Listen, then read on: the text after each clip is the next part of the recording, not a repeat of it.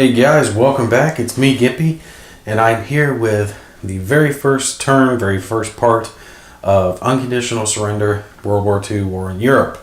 I finished setting up the board. I'm set up for the main event, the entire shebang, starting off in September 1939 to whenever the war ends, which is actually kind of interesting because there are some historians that say that World War I never really ended. It just had a long break in it because a lot of the policies that were done after World War I actually caused World War II, like making Germany pay for the entirety of World War I, which caused a whole lot of hyperinflation, and they couldn't pay, and then France and Britain couldn't pay their debts to America, which helped lead to the Great Depression, which helped to lead to Hitler being able to convince people that his ideas would change Germany, which they did at first because he was able to give people jobs and, reduce the hyperinflation that was going on. And so they trusted him when they shouldn't have. And bam, then you end up with World War II and all that horrible atrocity crap. But anyway,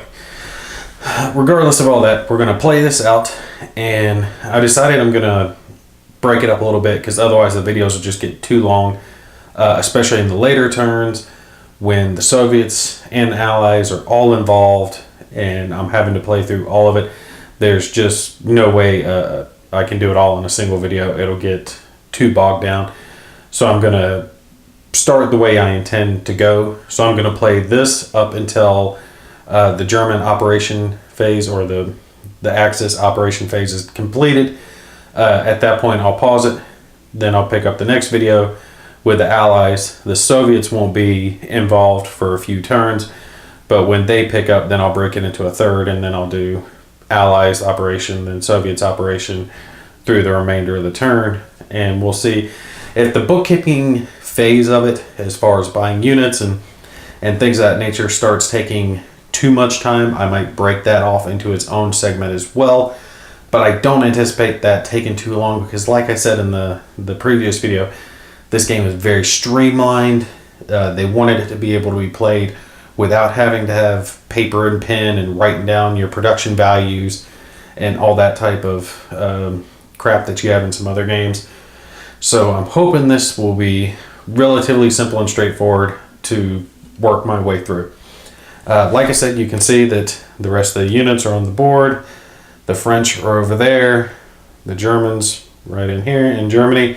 Now, as far as setup goes, you can move units. They don't have to go in the exact hex that's listed down, but they can't be taken out of like the theater they're in. So for example, if a unit is in, mainland France, you can't put it down in North Africa instead. But I did take a tank that was over here by Poland and I moved it over here to the side of France just so I'd have it over there. I wouldn't have to transport it later. Right now I'm thinking over that and I'm like, is that a good idea? Because I know I'm not going to a war with France for a few turns, so I could have him over there and use him at a later date instead and just take him up. You know what? I'm going to change that. I want that tank back because I want to burn the Polish down as quick as possible. Now he was here and this unit was down here, but I don't want this unit having to cross this rough hex because you can see there's train tracks here, so they'll have a movement bonus. So if I take the tank and shoot him here, then I can use that rail bonus and move him all the way across. So I think I'm going to do that instead. Yeah, that's what we're going to do. I'll be zoomed in on that here in a sec when I get to that little segment of the game, because that's pretty much going to be the only operational phase for this video is going to be the Germans attacking the Polish, so you guys will be able to see what I'm talking about up there. But you can see the rest of the Russian units are all over here, and then there are just a few British units tucked around the map, like down over here by Gibraltar and Malta, which you guys can't see, but there's only a couple of units, and then they have just a few units at homeland. As far as it goes, the French, the British, and the Americans don't have a whole lot of units, counters in this game. The Russians have the most, but a lot of theirs are upgrades, so they're switching out counters. They'll still have the most amount of counters on the board, but Germany's going to have a good advantage, especially at the start of this. They're going to have the most counters on the board and be able to wage the most war, which is realistically how it went in real life. Now let's zoom in up here. That is the turn track, okay? And you guys can see there's a lot of counters spread all the way across the turn track. Now, I originally set it up as a variable setup, and it was easier at first because they were all, September of 39 or September of 40, and they were all pretty much just kind of straight up and down. But then I found out that when you hit that turn, you have to roll for each unit, and then that unit gets put that many turns ahead, and then at that point you're having to keep track of which units have been rolled for and which ones haven't. Nope, screw that. Went to a historical setup for it. So now when the turn marker, which is right there up there at September 39, moves, any unit in the hex that the turn marker moves to gets brought down to whatever box that it's supposed to go to, which is mobilization, upgrade, whatever that is. I'm actually going to pan over to that chart real quick and show you guys what that is. You also keep your policy markers. I've got some that aren't being used yet right there at the bottom. Things like appeasement and stuff like that, because appeasement can only last so long, because technically Germany doesn't have to declare war on France, doesn't have to declare war on anyone if they don't want to, but that would make for a very dull game. I originally was actually debating the idea of not declaring war on Poland right off the bat, because you can take and declare war against an individual country, or you can declare war against a faction. I decided to go ahead and declare war against Poland on the very first turn, right off the bat, and that's simply due to weather. The weather in this first phase, this first turn, starts off as fair. You can see here on the weather chart, we're in September and 1 to 6, so the die roll has no chance for anything but fair weather, and fair weather is the best one for combat. If I waited one more month, my chance for fair weather in the zone that I'm in is only a 1 to 2, so I've got 1/3 chance of getting good weather, and then it could get worse, and then it could even really affect my planes, and I don't want that. So I want to have the best chance. Even if I don't take Poland out this turn, I'm fairly confident I can put enough hurt onto them that they won't be able to mount a decent counterattack on the following turn, and I should be able to have them done by the end of the year. The only other thing I want to show you guys before we get started is the actual production track itself, because I'm not going to pan over to it a whole lot during the actual game when I'm activating units, because it's way off over here to the side, and it's just going to be too much back and forth. So I want to show you guys the chart where everything starts, where the production values are, and then occasionally as things go by, I'll update that. All right, you can see right here is the chart that takes and covers the national will and production values. I'm using the chart that is for all three factions. Just for ease of play, you just take and stack the counters up there on top of each other for wherever they're at. It's just easier on me to have it this way instead of having three different charts, even though it would space things out a little bit more. You take Germany, for example. They start off with, 13 or so factories. Yep, right here. They've got 13 factories. And then they have their ×2 on their production. So they have 26 production points to start the turn off. So the economy phase for the very first turn is set up for you when you start the game. And then you have certain things that will affect national will, which you're going to keep track of over here. And then down here is the part where you've got your eliminated boxes, your mobilization, conditional, like right here across the board is the conditional. When certain things happen in the game, certain units will come out.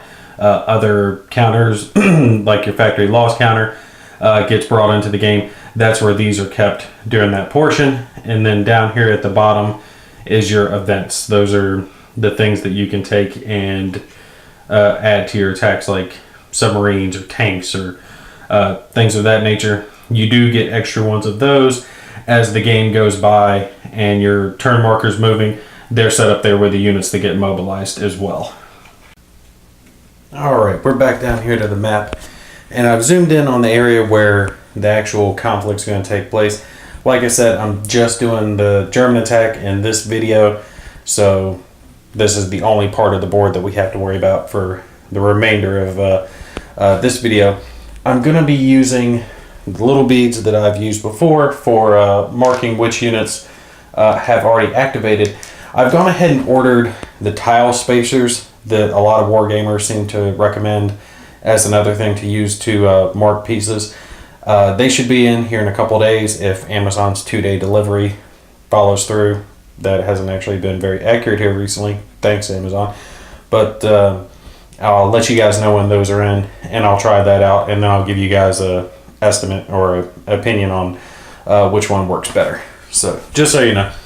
And let's take this out. I tried to take and put the dice tray in such a way that you guys can see the rolls easily. I'm going to be using the blue die for the Polish and gray die for the Germans. Hopefully the die will work better for me this round than it did previously. Now the weather phase, I've got the little sequence of play here. The weather phase doesn't need to be rolled on. Like I showed you, 1 to 6, it's, fair weather. So we're fair weather across the board. Declare war. Germany has declared war on Poland, but not the Allies. Right? He has not declared war on France or Great Britain, and they can't declare war on him yet either, which is very nice. Now we're at the economy phase, and that's why I went ahead and showed you guys the charts. That's already been done at the startup. You would determine each country's production points and have everything set up the way it would be, handle lend-lease, any of that that's affecting it. Great Britain and Russia can take and get lend-lease factory credits from the US and get extra factories from that and get extra production points. It's actually kind of interesting because I guess that's why there's not a whole lot of American units in the game, because America has no production points. It has national will, but it doesn't keep track of factories whatsoever. It's just assumed to have unlimited production points in the game, which, I get it. In World War II, America was, the armory of the world. Is that what they refer to it as? So we're past the economy phase. We go down here to the strategic warfare phase, and we're not doing anything with that either because the USSR doesn't have its factory loss marker, and the UK doesn't as well. There's no, I'm sorry, I'm going to zoom in a little bit. There's no bombed markers to worry about either, and there's no strategic movement to worry about. Now the units are all set up on the board how they're going to be, so no need to worry about strategic movement on this first turn. So we are up to our operations phase, and that's when we really get into the meat of the game, our attacking and all that. When I did my little learning playthrough, I did realize, and someone was nice enough to point out to me, that I had missed the +2 for attacking with tanks. So that is a good thing that I have a couple of Panzer units here to attack the Polish guys. Now, unlike the learning turn though, I will have to be keeping track of the production values that are used. And you can see here, activating a leg unit is 1, activating a mobile unit is 2, and it doesn't cost you anything to activate an air unit for a sortie, because when you activate those sorties, to remove those sortie markers, you have to spend production points. So that's where the production comes into it when you start worrying about aircraft. And I was thinking about it, and there's really no reason for me not to take and burn out the sorties again over here on the Luftwaffe, burn them both up to 6, hit Poland as hard as I can, let those Stukas do what they do best. Because this needs to be a Blitzkrieg. I need to take Poland out quickly so I can transfer what forces I need to over to the West Front to take on France, because I am going to try to keep the Soviet faction out as long as possible. I want to try to see if I can do this the way Hitler should have. All right, he never should have commenced Operation Barbarossa when he did. Why would he open up a two-front war?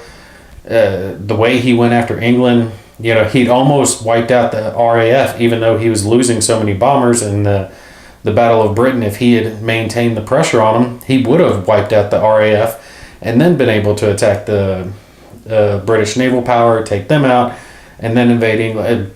Okay, I'm getting ahead of myself, but I'm going to try to see if my tactics work better, but I am going to have to make sure I'm working just as hard for the Allies and the Soviets as well. So, where are we going to start here? I'm thinking, it didn't work for me last time, but I might try it again. Start up here with this Northern Panzer unit. Push into the city, so I gain control of that. Hit this unit. And what I want, as I look, there's also a bonus for attacking an isolated unit. You get a +2 for that. So if I can cause some of these guys to get isolated to where they can no longer retreat, I can get a +2 modifier for that and really start doing some damage to them. I can get here, push him down, force him over. This infantry unit can't retreat to the right because of my units with zone of control there, so he could only retreat this way or this way. Of course, his best bet's going to be retreat into this country.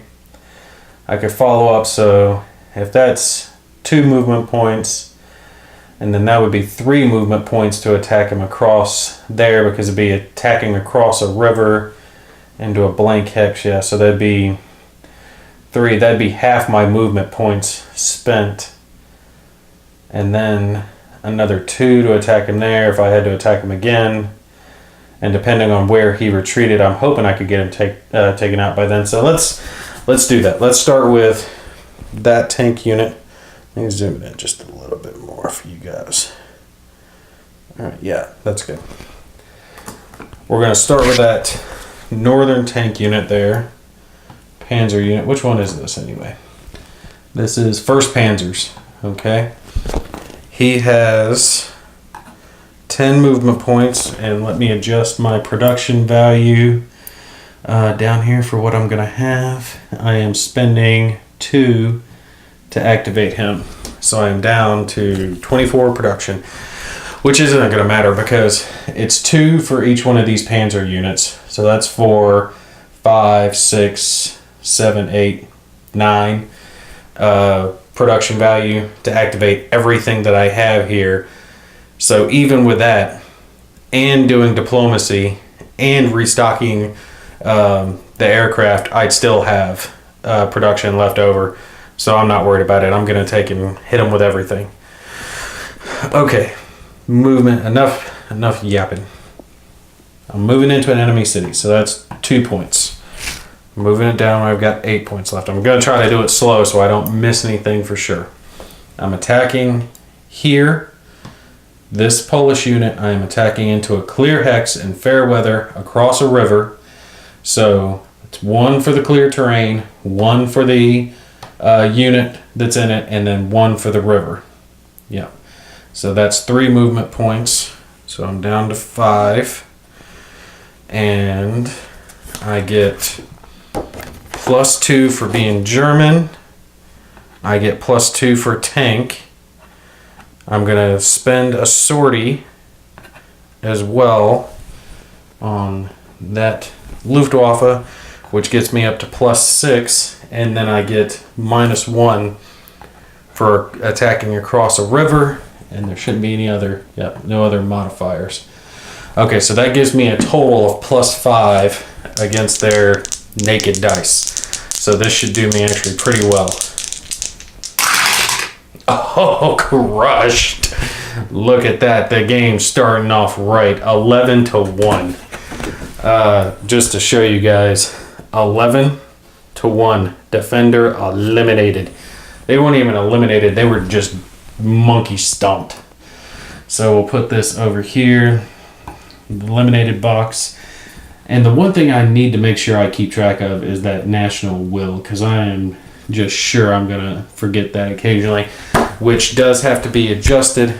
There is a national will track here, or effects chart. Each time it loses one of its field ground units. That's the unit that I just eliminated, not the ones that have the little white bands. Those are your garrison units. And things like losing a city. So I took control of one of their cities as well. So that affects their national will. Let's see. -2 to a country each time one of its mainland cities except its capital becomes enemy controlled. So I got control of that. That's going to retract another 2. So they were at 12. So now they're going to be at 9. Let me adjust the track here real quick to make sure I got them tracked. And just to keep track of it, sorry for leaning in front of the camera, I'm going to take and put this control marker on here so I don't forget. And I'm definitely going to follow up. So I have 5 movement points left on that guy after taking that out. So I could go here. I would like to move into that city, but I can't because there's 2 zones of control here. But I'm trying to debate whether I attack, because I go, okay, that's another movement point. That's another 2 movement points. So it'd take me 3 to get to there. And if he's not in a city, yep, I could attack this unit as well. Or I could go 1, 2, and attack that unit sideways. But what I'm thinking is if I go down here, that puts me with a zone of control all the way around and makes it to where these guys don't have an area to retreat. I can crush them severely. Okay, so we're going to do that.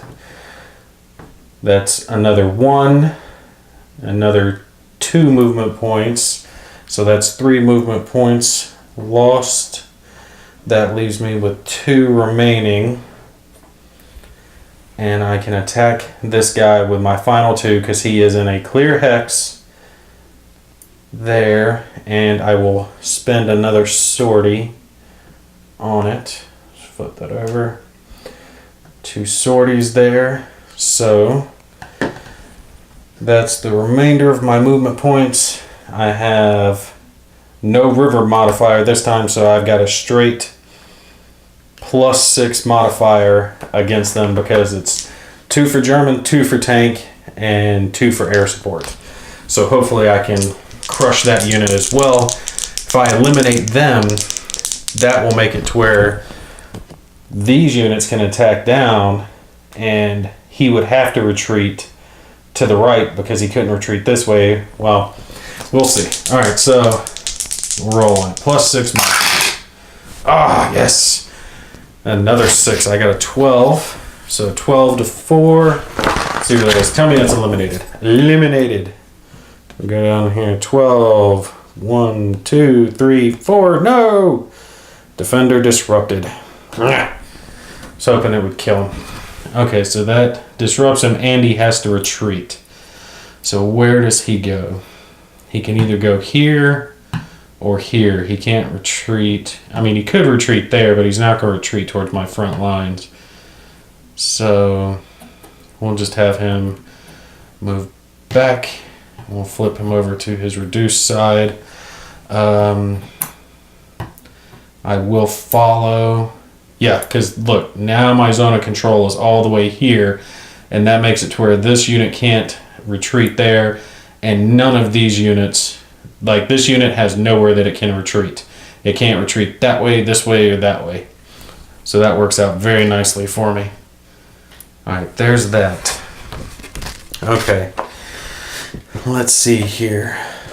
I can take, and if I push in with this unit and go 1, 2, and then 3, attack across, he's got nowhere to retreat as well, which would give me another +2 bonus. If I put a modifier on him, if I put an airstrike on him as well, he would have the same modifier a tank would have. So he'd have the +2 for German, +2 for the air combat, and +2 for the unit being isolated, which would give him +5 in total, because I'd lose 1 for attacking across a river. And a defender disrupted actually would kill him. Let's see. Because, yeah, if the defender cannot retreat, if it's full strength, reduce it, the unit stays in the hex and the combat is over. Nope. Nope, it wouldn't kill him. I'd have to actually do the amount of damage. So what do you think? Maybe I should not use the airstrike?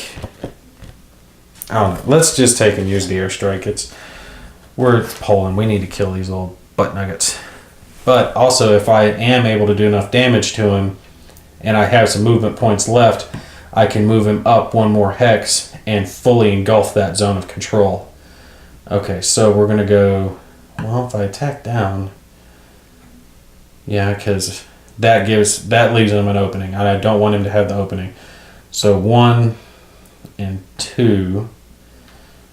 because then he can't retreat in any direction. There is no retreat for him. So I've spent 2 of the movement points that I had. I'm down to 6. And make sure I move my marker for production. Down 1. Now we're going to attack, and I'll switch this sorting marker out for a +3 sorting marker, because I am going to give him that as well. So he's isolated, German, and getting air support. So that gives me a +5 modifier in total after we account for attacking across the river. Hopefully this will be a high roll and I can eliminate it and still have some movement point left. Not good. Not good. Okay, so yeah, 1, 2, and then I attacked across the river, so that cost me 3. I'm not going to have movement points left after this because I'm only going to have 3. Alright, so I got a 9 to 5. 9 to 5. 9 to 5 is a defender retreats, which is still good for me because he is going to be reduced instead, since he cannot retreat. And sorry for bumping the camera there. Sure, still good. Okay, since he can't retreat, that leaves me with 1 more attack against him. I'm gonna go ahead and just attack again with that unit, and I can have a +3 modifier if I don't use any air support. Yeah, I'm not going to use air support on this last attack. We'll just take and attack him as is. That gives me a +3 modifier against him. Okay, so that's 6 to 2. 6 to 2 is another defender retreats. With him being isolated and reduced, he is destroyed. So this is actually going a lot better. I'm doing better on this one than I did previously. The Polish national will is down to 8, and I've already crushed a couple of their units. I'm definitely doing better. Alright, now where do we go? If I take and go ahead and push with this infantry down, see, I would like to have someone over here to do the same thing to cut off the retreat, but I don't think I can get anyone over there. What I can do, though... No, I can do that. I've got a tank right here, because I put him on that line, right? I can take and move him. Unfortunately, that is a... Yep, that's a Polish city there as well. If I take and move him there, that's 2, 3, 4, 5. Yep, 2, 3, 4, 5 movement points, which will get him there, and I can attack up into him,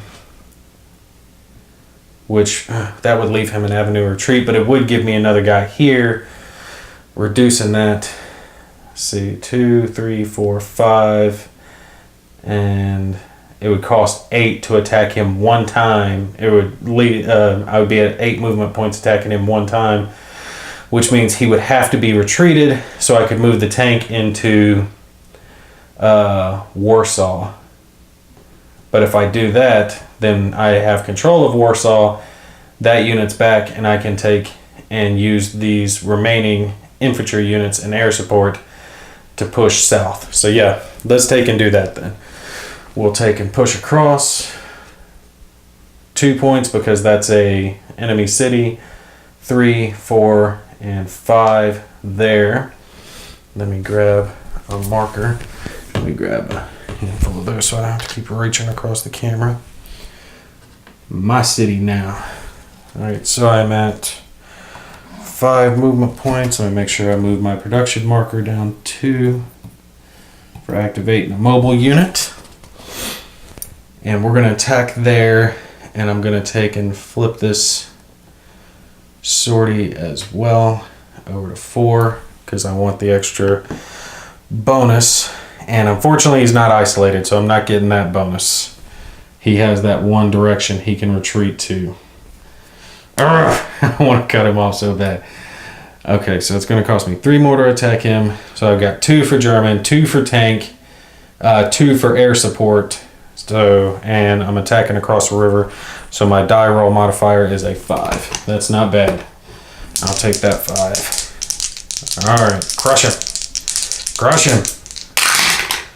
No. 5, that gives me 8 to 6. That's going to be a defender retreats. 8 to... No, you little... Oh! It's a diamond. 8 to 6 is a diamond. Right there it is. Oh, that hurt. Even with all those modifiers. Those little Polish butt nuggets stuck around. Okay, so... Crap. See, I spent 5 and crap. I've only got 2 movement points left on him. Yep, because 2, 3, 4, 5, and then... No, wait, I've got 3.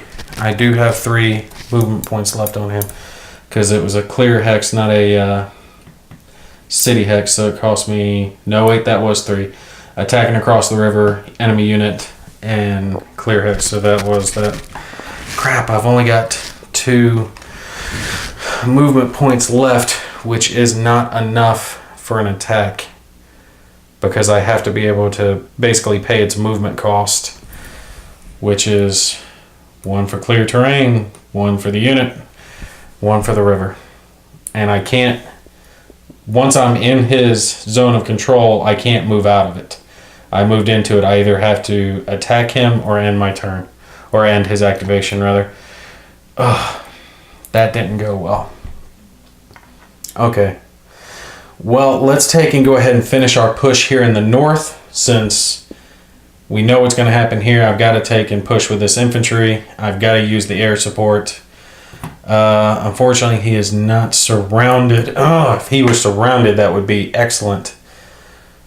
I start here. I could move him out of the zone of control, but I can't move him into like that zone of control or over. Because if I were here, it'd be perfect. Because he'd have nowhere to retreat to. He'd be crushed in there. But, okay, let's take and do it. I've got some more air support left. I am burning it out on that one, though. Okay, so we're going to tack down. There is no river.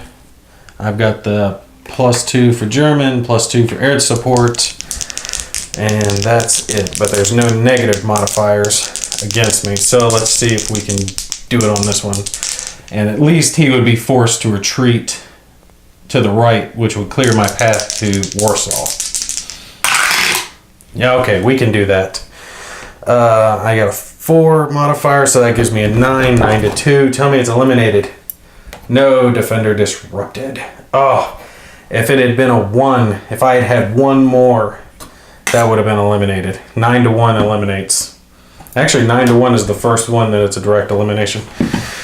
Okay, so he's eliminated. He retreats. I follow. That was 2 movement points. Now, what I can do though, is I can attack him and cause him to retreat again, but I don't have to follow. Do I use my last sortie? I think I gotta use my last sortie because I need him to push away so I can move him into this city here, Warsaw, because then these units have to simply take, not that, yep, these final 2 cities here. If they take those final 2 cities, I'll have control of all their cities, which will just crush their national will. Oh, their national will is down another 2, by the way. Yep, they're down to 6 on national will, so they are not doing good. Okay. Yeah, we'll take an attack again. I'll use my last sortie. Gotta have this success here. So this Luftwaffe is burnt out, but I have the southern Luftwaffe to take and support these 3 units on their push in. So this Luftwaffe did its job. Attacking over. I've got my +4 modifier against them. They are a reduced unit. So come on, let's do good on this. All I need them to do is retreat. Force them away, but I'll take a disrupted too. Alright, come on. 3, so I got 7 to 2. 7 to 2 is disrupted, so they are destroyed. Boom. Pull them off. Reduce national will. Alright, that was another 2 movement points for him. And that's going to be 3 movement points to go in there, which leaves me with 1. So his turn is over. That worked out nicely. That worked out very nicely. Oh, and they're down another set of national will. Their national will actually drops down by 4 because their capital was captured. So their national will is a 1. I take out another unit or capture a city, they're done. Okay, now here's the thing, is like, where do I attack first? I'm thinking the southern unit does the attack, or no? I should attack with the middle unit over, because the southern unit can push across here. The middle unit can attack him. He has nowhere to retreat because of my zones of control all the way around him. So he can't retreat anywhere. He's isolated. That will crush him. No, wait, he's not isolated because he has a city right there next to him. Yeah. Let's see. Except isolated defender, except in a fort on an island. Yep, and is not adjacent to a friendly city, fort, or ground unit. So he is technically next to a friendly city because I have not gained control of this, so he can move back there even though my unit is there. That's alright, we'll attack him anyway because at that point he can't take and do squat. So we will also use a sortie here, and it is clear terrain, fair weather. So that's going to be a +4 modifier for me instead of the +6 that I thought I had, which is unfortunate, but it's okay because he can't retreat when he gets past there. So come on, big money, no whammies. Look at that, 7 to 2. 7 to 2 is going to be a defender disrupted, I bet. Yep, 7 to 2 is defender disrupted, which works for me because now he's reduced and moved past. I will absolutely follow. We'll attack again. That was 2 movement points. Reduce my production real quick to make sure I'm keeping track of it. That was 2. Now it's going to be 3 into the hex that he's in. Let's see, yeah, 3. Don't flip on me, Mr. Polish. But he's got no place to retreat to. So I'm thinking another sortie. We're going to burn these Luftwaffe out. If we're in it to win it. We're going all the way. Okay, so let's roll on it. Now he is absolutely isolated. I get the extra modifier, but because he's in a city, and no, because I'm attacking across a canal, he's getting the -1 on that. So +5, big win. Yeah, 10-1. He's eliminated. He's absolutely just devastated. And he goes in their eliminated box. This one moves up. That brings their national will to 0. I wonder, do they immediately collapse at that point if their national will drops down to 0 and I don't have control of all of their cities? I don't know. I'll tell you what, let me look in the instruction booklet real quick. Alright, you might notice that the board looks a little different now. So yes, I went back and I skimmed over the rules to check, make sure I was on point with everything that I was getting ready to say. And yes, dropping their national will down to 0 did cause them to be conquered because I had my units in their mainland country and had taken over some of their cities, which caused their country to collapse, be conquered. So all of their units were removed from the board and a lot of little things happened with it. I was able to actually take a unit from my conditional box, the German conditional box, put it into the eliminated box, so I'll have access to an extra unit on the following turn. I got a pro axis marker in the diplomacy cup, so that's going to make it more likely that I can take and flip a country over to my side. Yippee. And I got to put a pro axis marker in a country bordering the conquered country. So Poland is here, and I wanted to put a pro axis marker in Italy, but it doesn't look like Italy's border goes up to it, because Italy's border goes over to here. They don't actually border up against Poland, which is here. It's just Germany, Hungary, some other countries, Lithuania, Russia, which isn't going to matter. So I decided to take and put it into Hungary. Tell you what, you learn geography very well from playing war games. I want Hungary to go ahead and join me. I want Italy, especially because they have a lot of units and I definitely need them in the fight with me, especially if I'm going to be taking North Africa. So I have a better chance now of getting Hungary. I'm going to focus on Italy first, but I'm going to go after Hungary next. And the diplomacy marker cup is tilted a little more in my favor. There is a red border right along here, and this is East Poland over here. That was automatically ceded to the Soviet faction when the Axis conquered Poland because of that Soviet pact thing. The Germans, though, did get the Polish corridor, which was the plot of land that was taken from them in World War II, and not to mention the fact that I own mainland Poland as it is now.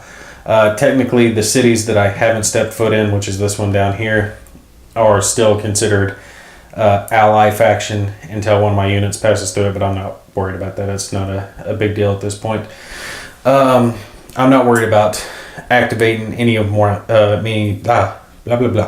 any more of my units at this point. I don't know if I should. I went ahead and took the counters off of them. See, I've got 1, 2 that I haven't activated. I'm wondering if I should go ahead and activate them and just send them across over here, because I know I'm going after France next, and I might as well use those movement points for something. Let's see. I want to keep some because, of course, I'm going to need units over here to protect against the Soviets when they start up, but I do want more units. If I take 2 ground units, 2 infantry, and send them over, and then the following turn I can produce a couple more units and possibly send one of the tanks over there using strategic movement, I can start reinforcing both sides. There is a couple of Luftwaffe units right there on the French border, so I don't have to worry about reinforcing it with air units, and I can use my production to start reducing the sorties that are on those guys. So yeah, let's do that. I'll tell you what, this guy, he's already on that, so he could go 1, 2, 3, 4, 5, 6, and that would be 7, 8 for crossing the river. This guy could go 1, 2, 3, 4, 5, 6, 7, 8. So they could both get to those squares. It might not be the best of ideas, but yeah, I'm going to go ahead and move them over. I'll spend the production to move them during my phase, and that wipes out everybody that I can move. At this point, let's see. My production goes down to that left, and it really doesn't matter because the only stuff I have left to spend on this turn is going to be during my supply phase, at which point I'll take and reduce the sorties that are on the Luftwaffe units, and I'll save 5 points of production for the diplomacy phase. And interestingly enough, in the diplomacy phase, you can either seed the cup or draw from the cup, but you can't do both. So I can't take and put a counter to improve the cup, put a political success counter in the cup to improve it and draw from it. The rules are that way to keep people from like guaranteeing themselves a good draw. If they know the cup is real close to empty, if you put a marker in it, you also have to put in a no event marker, so you're not positive what you get, and you'd have to wait until the next turn, so you're really seeding it for the next faction. But this definitely means I'm going to take and focus on Hungary as well, because that'll give me a couple of units. Italy as well, because that will really increase it. So if I get Italy involved, I can use the Italian forces to focus on the Med and North Africa, even though Italian forces suck. I mean, they lost like every battle they were in. They were just throwing down their rifles and running. At least the Germans had some fight in them. But I'm willing to bet I can put some hurt onto the French, especially since these smaller countries up here, I'm not going to attack them right off the bat, but when I get my forces over there, get myself ready, smash into Denmark, Netherlands, Belgium, get them taken over quickly, and then push into France, because I don't want to take and leave those smaller activated countries, even if they've only got one counter they can use against me. I don't want them getting behind me and my troops getting pinned in. Yeah, it's obvious I've started to think of the Axis as my faction, but I always play the Americans, but I want to see if they can pull it off, if Europe can be conquered. It's just, you got to hit them right, hard enough at the right times, and then switch to your next opponent. But anyway, okay, I'm gonna call it here because I've droned on enough. Poland has been conquered. Hungary is switching over to my side. I'm gonna go after Italy on the next. Not much else can occur yet because I think appeasement is still in effect. I have to look for sure because it's a lot of conditional stuff you have to take and keep track of on what causes one thing to enter or one thing to end, another thing to start, and everything. The Soviet Axis Russian pact is still in, so I know I don't have to worry about the right side for a period of time, and that doesn't end for a few more turns. There are some conditions if you do certain things it causes it to end, but I'll definitely check that over and see what it is. I know taking over Poland isn't it though. So we're good, and I will pick up with the remainder of the Allied turn and the production phase on tomorrow or the day after's playthrough. Y'all take care. I'll see you in the next one.